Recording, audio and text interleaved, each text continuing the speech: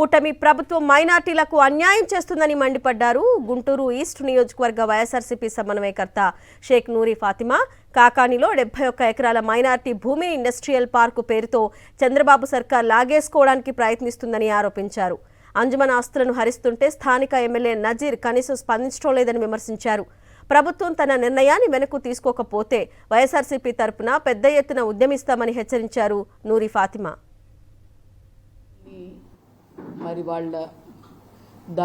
రాజకీయంగా కానీ లేకపోతే మైనార్టీలని పెరగకుండా వాళ్ళకి సంబంధించిన మైనార్టీలకు సంబంధించిన ప్రాపర్టీస్ని ఈ కూటమి ప్రభుత్వం మరి అమ్మే విధంగా ఈరోజు అంజుమన్ ఇస్లామియా మరి దానికి సంబంధించిన మంగళగిరిలో చిన్నకాకాణిలో దాదాపుగా 71 ఎకరం మొత్తం కలిపి మరి ఇండస్ట్రియల్ పార్క్ విధంగా ఈరోజు ఈ కూటమి ప్రభుత్వంలో ఉన్న అక్కడ స్థానిక ఎమ్మెల్యే మినిస్టర్ అలాగే ఇక్కడ ఉన్న ఎంపీ గారు అలాగే మా ఇక్కడున్న ఎమ్మెల్యే గారు ఈరోజు జరిగింది గుంటూరు తూర్పు నియోజకవర్గానికి సంబంధించిన ఆస్తులు అంజుమన్ ఆస్తులు ఈరోజు చేయి జాతిపోతుంటే ఏం చేస్తున్నారు ఇక్కడ ఉన్న ఎమ్మెల్యే నిజంగానే దద్దం ఎమ్మెల్యే, పనికిరాని ఎమ్మెల్యే.